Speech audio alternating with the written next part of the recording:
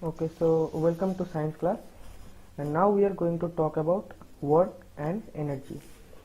So let us see what are the topics to be covered under work and energy. First, we will talk mostly about work.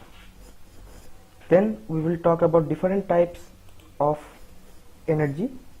We will define what is energy and how it is related to work, and then we will classify it, and after that finally we will look at the rate of doing work, or how we can represent the speed of work, how much effectively work is done, right? So let us start off with the first topic, work. So what is work? How do you define work in a scientific way?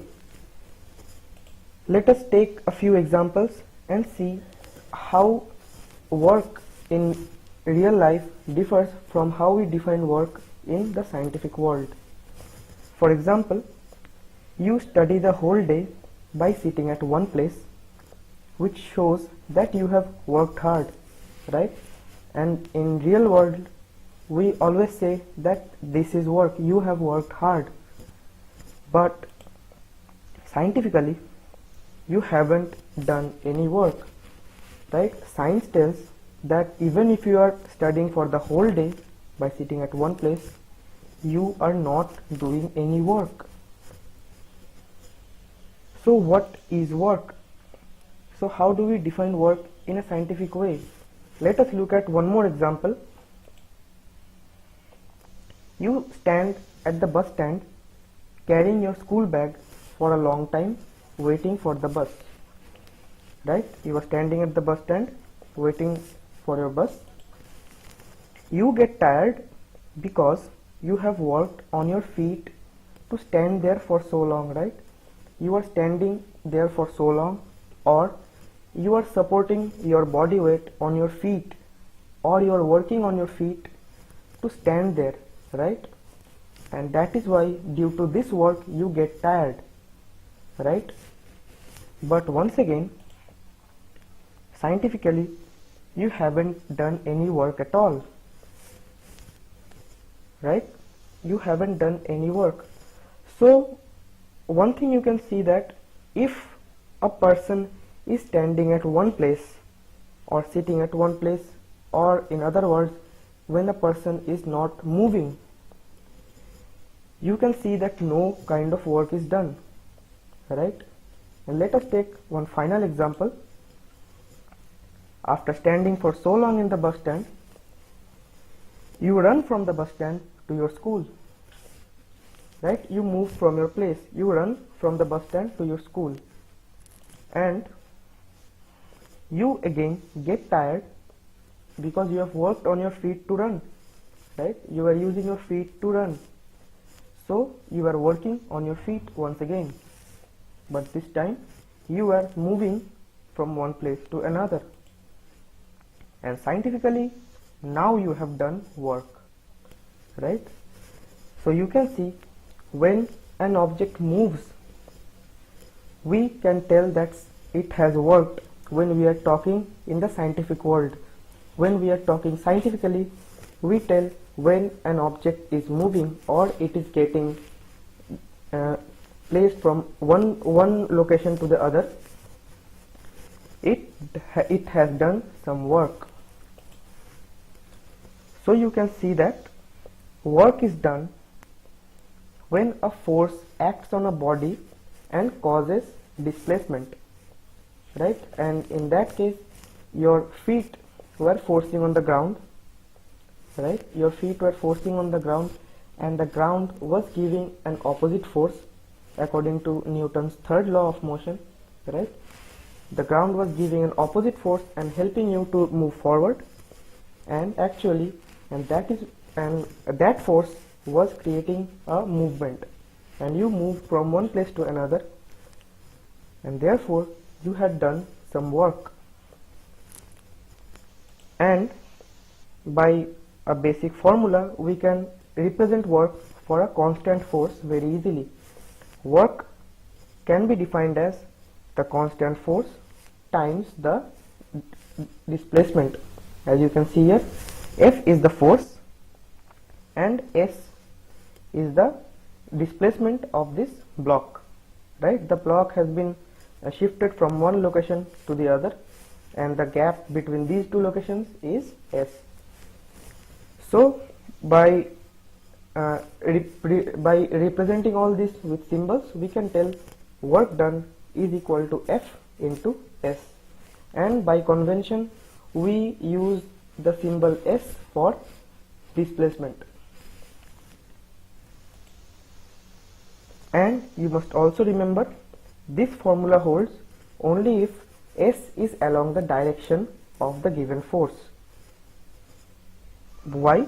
Because whenever S is occurring in the opposite direction, you are taking one direction as positive and the other as negative, then one of the quantities, either force or the displacement, you should take them as negative, right? Because force and displacement both are vector quantities, or they have a direction associated with them.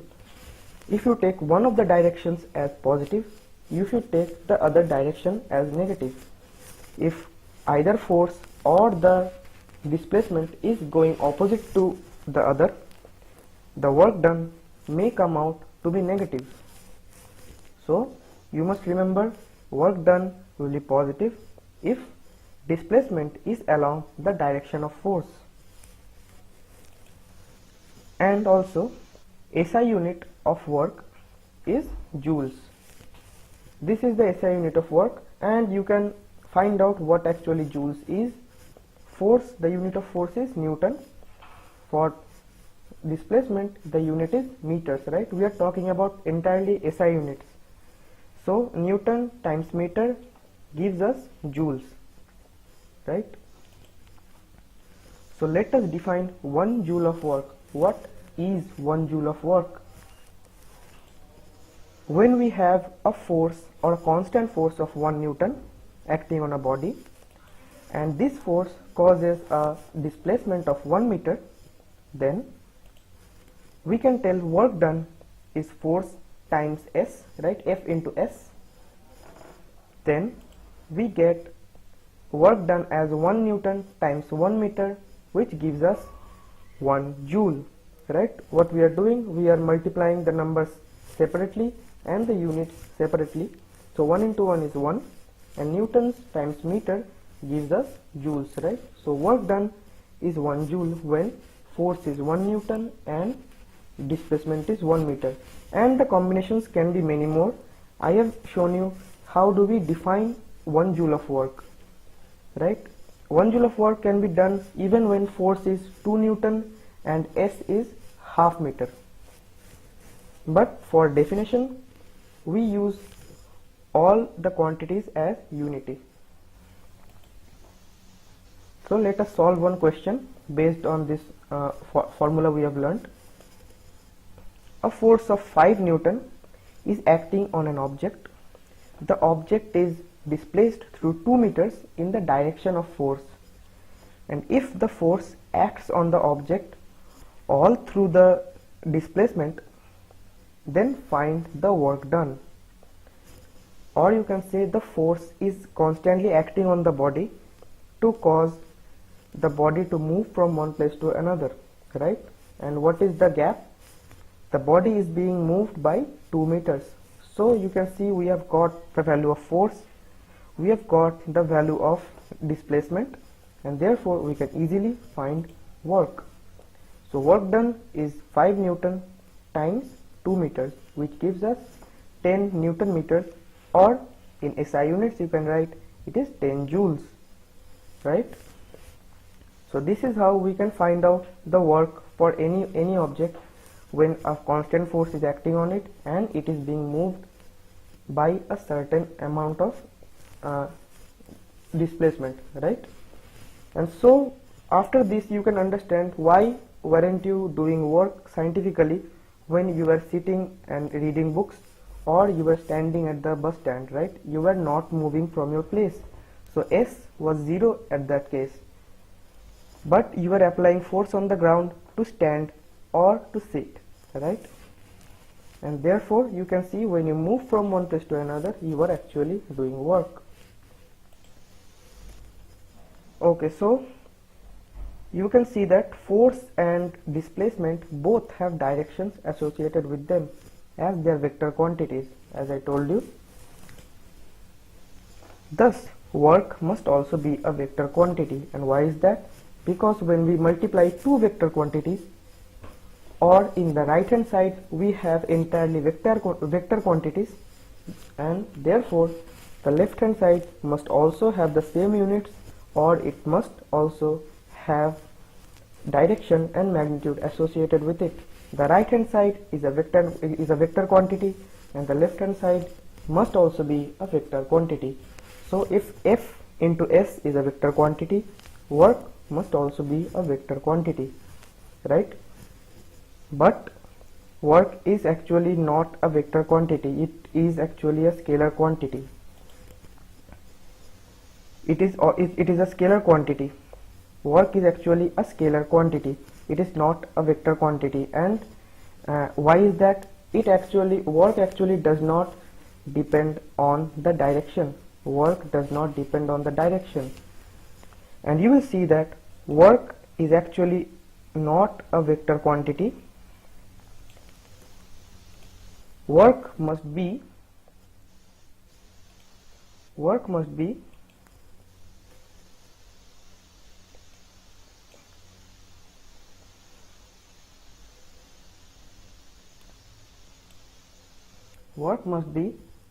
a scalar quantity. You can easily find that out by solving different questions.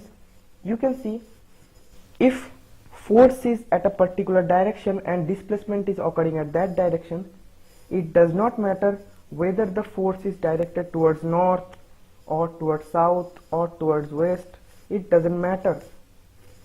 But the direction of force does not matter, even the direction of displacement does not matter, right? Because whatever be the direction, you will get the value of work the same, right? Because it is force into S, right? F into S, and F into S will be the same whether the direction is north, whether the direction is south, anything, right? So you must remember, though the right hand sides are vector quantities, force into displacement, the left hand side is a scalar quantity. Work is a scalar quantity, but being a scalar quantity, work can also be positive or negative, as I had told you. Whether F is positive or negative, whether S is positive or negative, depending on that, work can be positive or negative, though it is a scalar quantity. So positive work is done when F and S are having the same sign or are in the same direction. As I told you, if S and F are having the same direction and we take that direction either positive or negative, as long as they both have the same sign, when they are multiplied together, the signs get cancelled off, right? If it is positive, it is well and good, and if both are negative, negative times negative give us a positive answer, right? So positive work is done when force and displacement are having the same sign or are in the same direction.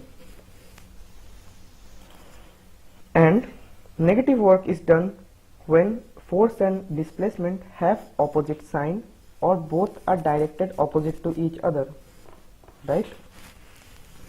So you can tell that either F is negative while S is positive, or F is positive and S is negative. Either you can take the direction as positive, right? Either you take the direction of force as positive or you take the direction of displacement as positive, it does not matter. And we will see how work is coming out to be positive or negative based on the directions of F and S, and we will also see that actually work is a scalar quantity and it does not depend on the directions. Let's do a question.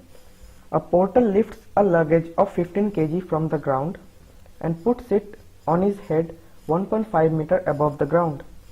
Calculate the work done by him on the luggage.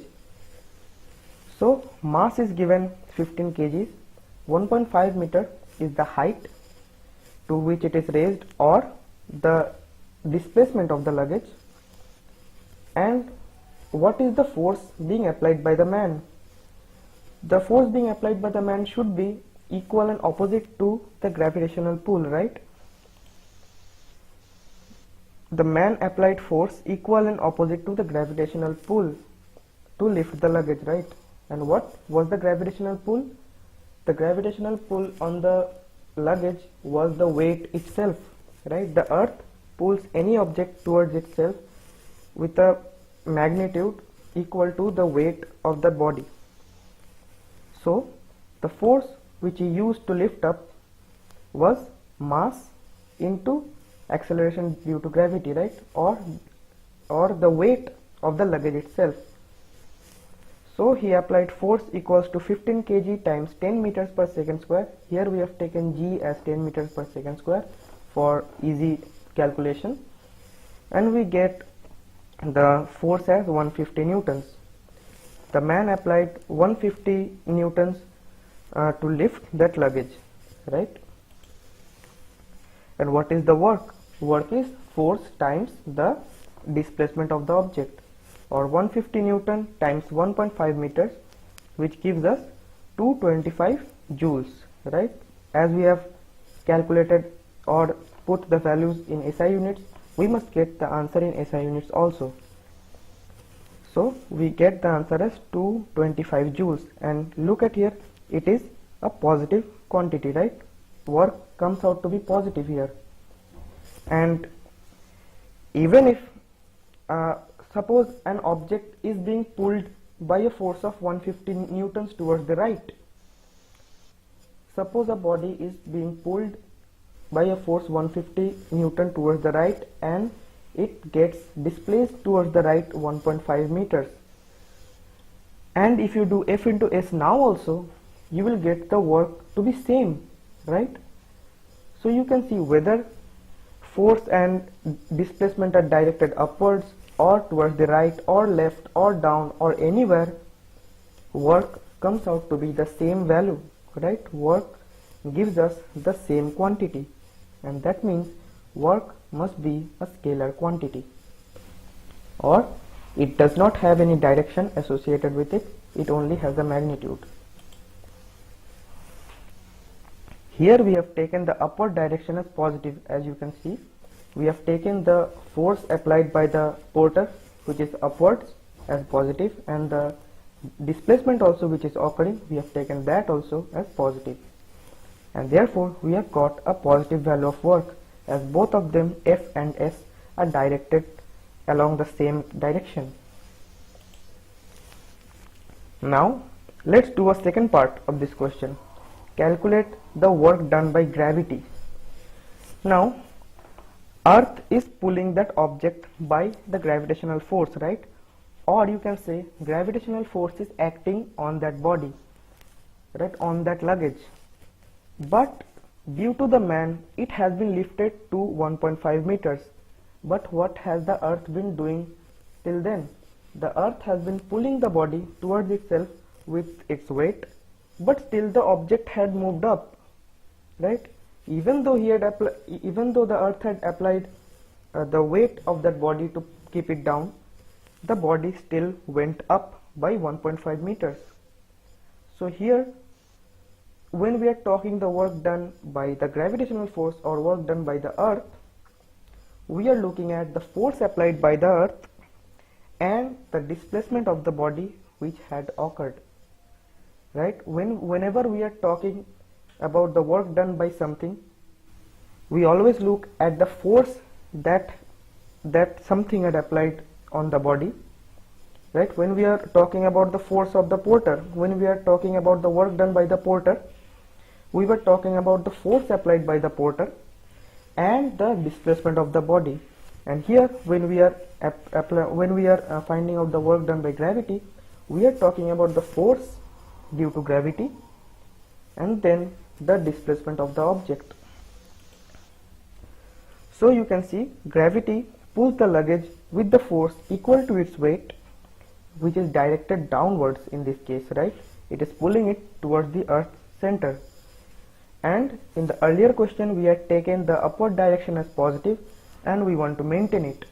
So we must take the downward direction as negative, because if the displacement direction we had taken as positive and the force is directed opposite to it, we must take the direction of force as negative. So force comes out to be a negative value, minus of mass into gravity, which comes out to be minus 150 newtons. And you can see Newton's third law is verified from here. The man had actually applied a force equal to that of its weight. The weight of the body when it is directed downwards, we have found it out to be minus 150 newtons, which is exactly opposite to the value we had got earlier for the force applied by man, which was 150 newtons. So we have got the value of force as negative as it is directed downwards, and we know what is S. So we can directly find the work done, F into S, and you can see displacement is still positive because the upward direction was positive. So 150 into 1.5 again gives us 225 joules, but this time with a negative value, as force and displacement are directed oppositely, right? They are directed opposite to each other.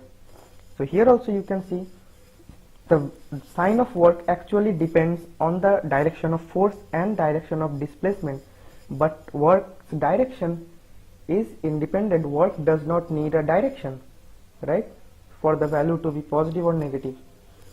So once again we have shown that work is a scalar quantity, and work can be negative also when the force and the displacement are directed opposite to each other. So let us move on. You can see force and F and S were directed opposite to each other. So let us come to the next topic, energy. So what is energy? What is it? Energy can be defined as the capacity to do work, right? If you have energy, then only you can work, right? If you don't have any energy, how will you work? So energy can be defined as the capacity to do work, or in other words you can say, if you have more energy, you can do more amount of work, right? If you have more energy, you can do more work, or the other way around, if you have less energy, you will obviously do less work. And scientifically, the value of energy and work are the same. The value of energy and work are the same, because whatever amount of energy you will have, you will do work by the same amount, right? If you have suppose 100 units of energy, you can do 100 units of work as well, right? If you have 10 units of energy or very less amount, you will do the same amount of work. So energy and work are basically the same. Energy is actually the capacity to do work, and work is actually that expended energy, right? So for example, 1 joule of energy is required to do 1 joule of work, right? Whatever amount of energy you have, you can do the same amount of work. So you can see energy is actually the capacity to do work. The more capacity you have, the more you can work. And there are many different forms of energy. Like there are mechanical energies, heat energies like from the sun, electricity, light energy, chemical energies, and so on. There are many more. There are different forms of energy, right? And actually they can be converted to one another. Like you get electricity or the electrical energy from your mains, from your electricity lines, right? You get electrical energy through the electrical wires, and the energy is used to rotate your fans or to light your bulbs, right? Electrical energy is being converted to either light energy or to mechanical energy. So energies, the forms of energies can be converted into one another. And mechanical energy can be further divided into kinetic energy and potential energy, and we will talk about it later. Kinetic energy actually is the energy of a body when it is in motion, and potential energy is actually the stored energy which a body has, and when the body is when the body is kept apart, or when the body is untouched, it can perform work on its own because it has stored energy or the potential energy. And by the term you can understand, potential actually means the hidden energy which can come out if the object is in a condition to do so.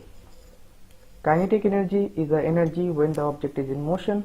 Potential energy is the energy of the object which is stored in it. And we will talk broadly about this in our next class.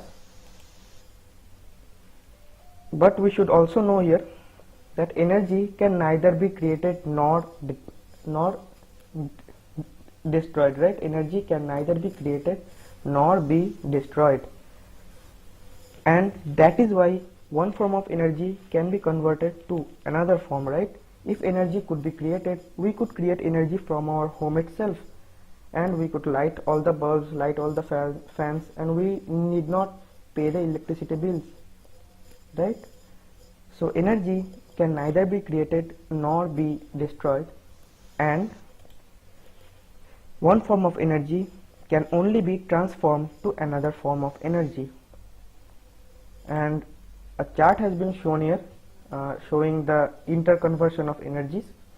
You can see chemical energies, which are chemicals stored in batteries, are used to produce electricity, and it is used in the batteries of cars, right, to give it energy, the light energy, the sound energy.